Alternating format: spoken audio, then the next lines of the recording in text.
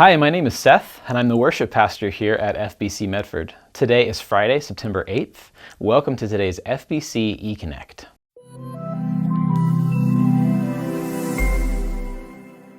Do you ever stop and take a moment to ponder your own insignificance? I don't mean for you to get all depressed or have negative thoughts or anything like that, but just to realize how small you are in the massive expanse of the universe. I went camping last month near Mount Shasta, and the last night before heading to bed, I was walking toward the water spigot to get water to quench the campfire. And I looked up at the sky and I just stopped and stared. There was a Perseids meteor shower that night, and being away from all the city lights, you could just see everything. The Milky Way, tons of shooting stars.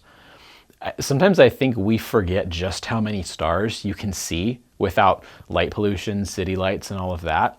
Scientists say on average over 9,000 stars are visible to the naked eye if there's no light pollution. And we know there are millions and millions more out there that we can't even see with the naked eye. In that moment, I suddenly just felt so small and so in awe of God's attentive care for little me. King David wrote of a similar experience in Psalm 8, verses 3 through 4, when he says this: "When I look at your heavens, the work of your fingers, the moon and the stars which you have set in place, what is man that you are mindful of him, and the Son of Man that you care for him?" Can you imagine how incredible the night sky would have been without electricity anywhere in the world? I mean, every night David is beholding the vastness of endless space, knowing that God created it all. And the thought hits him, God, I am so small. Why in the world do you think of me? Why have you pursued relationship with these tiny humans? I mean, look at us compared to the immeasurable beauty of all creation. Now, this, of course, is a bit of a rhetorical question, because the reality is, and David knows this, is that God is mindful of us.